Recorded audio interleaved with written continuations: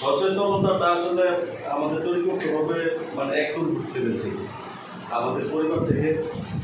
আমরা যদি primary level থেকে এটা পরিবর্তন করতে পারি, যেমন আমি ছোটো একটা জিনিস নিয়ে চিন্তা করি, আমরা এখন যে জিনিসগুলো কাজ করি, যেমন আমরা চকলেট তো সবাই খাই, মানে ছোটো জিনিস দ্বারা শুরু করলাম। আমরা চকলেট খেয়ে কী করি, খোসাটা ফেলে দিই রাস্তায় অথবা দোকানের সামনে অথবা যে কোনো জায়গায়, উন্মুক্ত জায়গায় ফেলে দিচ্ছি, এবং টিস্যু ব্যবহার করে ওটা কিন্তু ফেলে দিচ্ছি। এই দুইটা আমরা সবাই পরিচিত অভ্যস্ত, এই জন্য এটি বললাম। এখন ধরেন কোনো কারণে আমরা এখানে এসে বললাম যে আমরা সচেতন হওয়া দরকার, মানে রাষ্ট্রের অনেক জিনিস সম্পর্কে আমাদের জানা দরকার, সবাইকে সচেতন করা দরকার, কিন্তু আমরা চকলেটের খোসাটাও ফেলে দিলাম, টিস্যুটাও ফেলে দিলাম। আমরা যদি নিজেরা আগে পরিবর্তন না করি, নিজেকে পরিবর্তন না করি, তাহলে আমরা ছোটো পরিসর থেকে যদি না করি, তাহলে বড়গুলো আমরা পরিবর্তন করতে পারবো। আমরা একটা চকলেটের খোসা আমরা পকেটে রাখলাম অথবা ডাস্টে কিনে রাখলাম, অথবা পেলাম না, আমরা পকেটে করে নিয়ে নির্দিষ্ট স্থানে ফেললাম। এই অবস্থা যদি আজকে থেকে আমি প্র্যাকটিস করি, এবং আমার পরিবারে যারা ছোটরা আছে, বাচ্চারা আছে, বাচ্চা কিন্ডার গার্ডেনে, প্রাইমারিতে অথবা মক্তবে যারা পড়তেছে, তাদেরকে যদি আমরা প্রাতিষ্ঠানিকভাবে অথবা ব্যক্তিগত পর্যায়ে যদি এই শিক্ষাটা দিতে পারি, কিছুদিন পরে কিন্তু আর তাদেরকে বলতে হবে না। আমরা তো বলতেছি যে চলে আমরা চকলেটের খোসা, টিস্যু নির্দিষ্ট স্থানে দিচ্ছি, যখন আমরা আমাদের বাকি যা ছেলে মেয়ে বাকিরা যারা আছে তাদেরকে যদি আমরা এটা অভ্যস্ত করাই, পরবর্তীতে কিন্তু তাদেরকে আর বলতে হবে না, তারা এটাতে অভ্যস্ত হয়ে যাবে। এই অভ্যাসগুলো আমাদের বয়সের সমান, আমার বয়স যদি 30 বছর হয়, 40 বছর হয়, এই অভ্যাসটা কিন্তু আমরা এই 30-40 বছর যাওয়া করে আসছি। এর জন্য পরিবর্তন করতে সময় লাগে, কিন্তু একটা বাচ্চা যখন দেখবে যে এটা এখানে ফেলার জিনিস না, এটা নির্দিষ্ট জায়গায় রাখতে হবে, তাকে তো এটা শেখা সহজ, তার তো অভ্যাস নেই, সে এটাই শিখছে যে এটা এখানে করতে হবে, তাহলে সে এটা পরিবর্তন হবে। এটা মানে এই একইভাবে আমরা টোটাল প্রেক্ষাপটটাই চেঞ্জ করতে পারবো, একদম লেভেল থেকে সর্বোচ্চ, দেশের সর্বোচ্চ পর্যায়ে পর্যন্ত। আর যেটা ছিল জবাবদিহিতার যে বিষয়টা এসেছে এর আগে আমরা দেখলাম, জবাবদিহিতামূলক শাসন ব্যবস্থা। এখন জবাবদিহিতামূলক শাসন ব্যবস্থা যদি আমরা করতে চাই, তাহলে আমাদের আসলে কোন কোন বিষয়গুলো আমরা আমাদের জবাব নেওয়ার অধিকার রয়েছে, যেমন ধরি আমরা জেলা প্রশাসকের কার্যালয় রয়েছে, এখানে যারা কাজ করছে, যে সমস্ত কাজ করছেন, আসলে আমরা কোন বিষয়গুলো তাদের সাথে জানতে পারি, আমরা বলতে পারি কোন কোন বিষয়গুলো আমাদের করা উচিত এবং কোন কোন বিষয়গুলো তাদের করা উচিত। এবং আরও বড় পরিসরে যদি চিন্তা করি, যেমন আমাদের বর্তমান যে নিউজ কয়েকদিন যেমন আপনারা দেখতে পাচ্ছেন টিভি বা ফেসবুকে যদি আমরা দেখি, সেটা হচ্ছে মানে হাজার হাজার কোটি টাকা হিসেব করতে পারছে। যেমন ধরেন পদ্মা সেতু তৈরি খরচ হয়েছে, এটা কিন্তু আমরা এত শুনে আসছি যে নিজস্ব টাকায় পদ্মা সেতু হচ্ছে, এখন দেখি যে হাজার হাজার কোটি টাকা পাচার হয়েছে। এটা কি জন্য হয়েছে, সঠিক জবাব দিতে নাই। আমাদের এত টাকা এখানে বাজেট হইল, পরবর্তীতে এটা প্রথম বোধহয় কয় হাজার কোটি টাকা হয়েছে, এক পর্যায়ে যে 18,000 কোটি, তারপরে 32,000, মানে লাস্টে যেমন 48,000 কোটি টাকা। এই যে টাকাগুলো খরচ হচ্ছে, এটার কোনো কী জন্য হয়েছে, কোনো জবাব দিতে নাই, কী জন্য বাজেট পারল। যেমন ধরেন আমাদের বিরোধী দল যারা থাকতো সংসদে, তারা এটা প্রতিবাদ করতো, তারা নাই। এই জন্য কী জন্য নাই, এই যে এখানে আইনের সঠিক হয় না, বিচার ব্যবস্থা সঠিক কী বলে এটার প্রয়োগ হয় না। ওই যে দরবার কাঠ বুম হত্যা, এইগুলোর জন্য এরা সরে গেছে, তার মানে জবাবদিহিতা হয় নাই, এই জন্য এটা সম্ভব হয়েছে, বৈষম্যহীনতাই বুঝছি আমরা। এখন আমরা এরপরে যেটা আমাদের যে বিষয়টা ছিল হিউম্যান রাইটস, এটার মধ্যে ছিল আমরা যেটা নিয়ে চিন্তা করেছি, আমাদের 3টি টিম ছিলাম, নিরাপদ খাদ্য।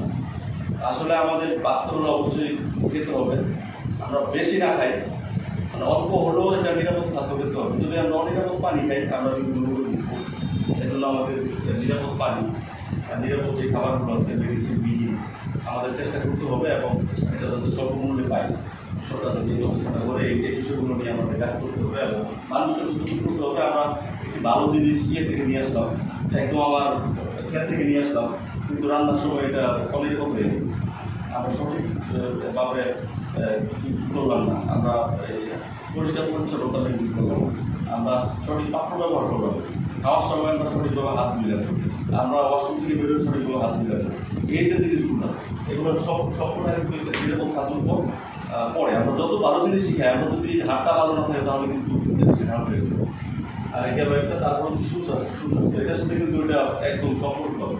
আমরা যদি নিরাপদ খাবার খাই তাহলে আমরা অসুস্থ কম হবো, এটা কি স্বাভাবিক।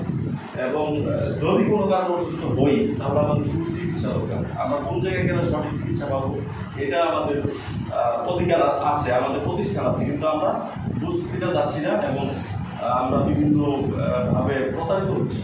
এই প্রতারণার শিকার যাতে না হয় এই জন্য আমাদেরকে সচেতন করতে হবে মানুষকে। আমরা যারা সামাজিক কাজ করি তাদেরকে অবশ্যই এই বিষয়গুলো মানুষকে বোঝাতে হবে যে আমরা হসপিটালে যাই, ওখানে চিকিৎসা আছে এবং ওইখানে যদি অনিয়ম হয় ওইটা কিন্তু আমাদের সুচ্ছা করতে হবে, করতে হবে।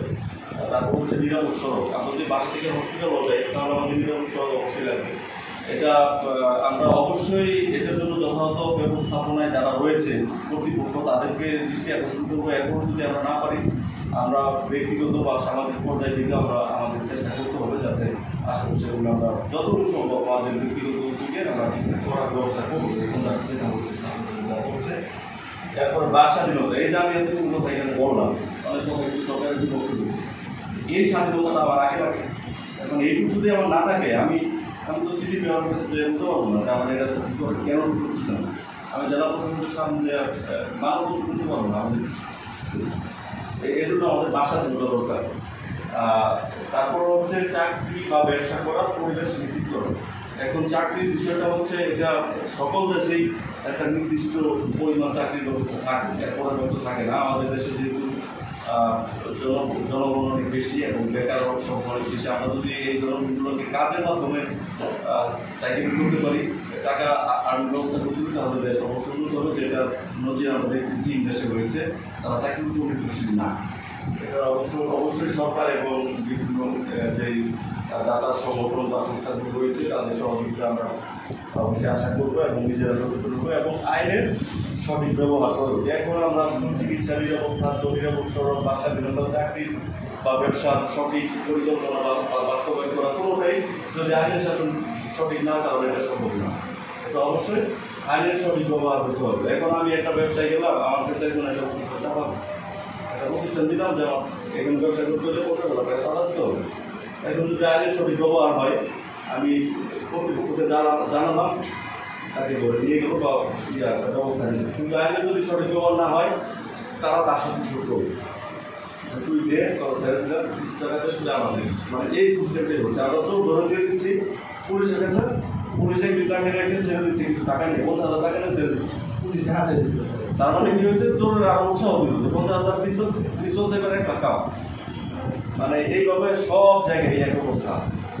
যেমন ধরেন আমাদের পরিবার ভিতরেও যদি বলি তাহলে আমার গার্ডিয়ানরা যদি এইভাবে সঠিক বিচার না করে, আমরা ভাই ভাই দ্বন্দ্ব থেকে গার্ডিয়ানরা বঞ্চিত করে অনেক ক্ষেত্রে হয়, আমাদের সমাজের মানুষকে বঞ্চিত করা হয়। সব ক্ষেত্রে আমাদের এই আইনের সঠিক ব্যবহার যদি করা হবে তাহলে আমাদের ডেমোক্রেসি, গভর্নেন্স এবং সব কিছু কিছু হয়েছে। সবাইকে ধন্যবাদ।